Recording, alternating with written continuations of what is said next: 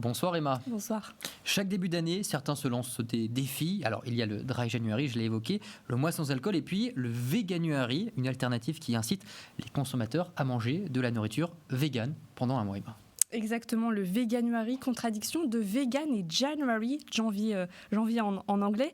Lancé en 2014 au Royaume-Uni, le concept est arrivé en France il y a seulement 6 ans. En 2024, attention, plus de 700 000 personnes ont participé à ce défi. Mais être vegan, qu'est-ce que ça implique au quotidien ?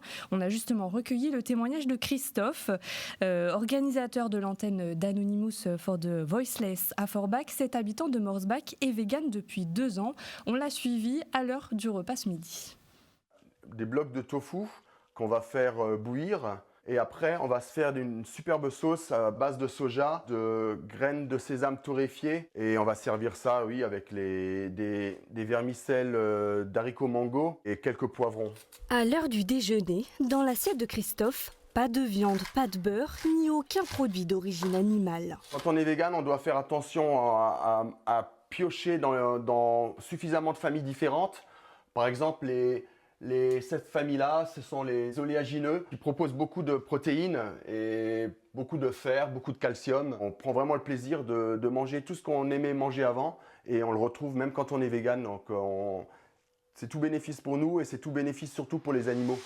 Son engagement ne s'arrête pas à la cuisine. Il n'y a ni fourrure, ni cuir, ni laine. Ce sont des matières, souvent là, c'est réalisé avec du coton.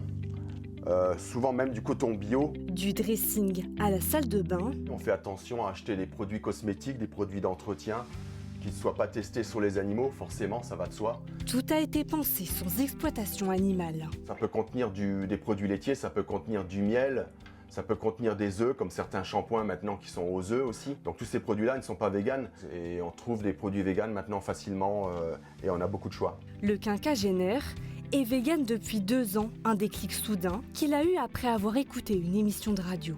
Il y avait une végane qui racontait ce qui se passait avec les animaux maintenant dans l'industrie du lait, aussi dans l'industrie des œufs, donc tous ces poussins broyés, les vaches exploitées jusqu'à ne plus en être capables de produire du lait. Et dès qu'elles produisent un petit peu moins de lait, on leur tranche la gorge. Donc c'est des choses en fait qui m'ont pris au cœur.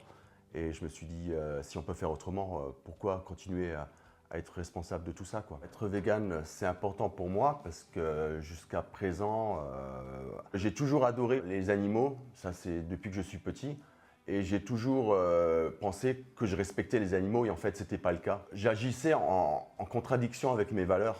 Depuis, le Mosellan milite chaque week-end dans le département pour sensibiliser au véganisme, un engagement personnel devenu combat quotidien.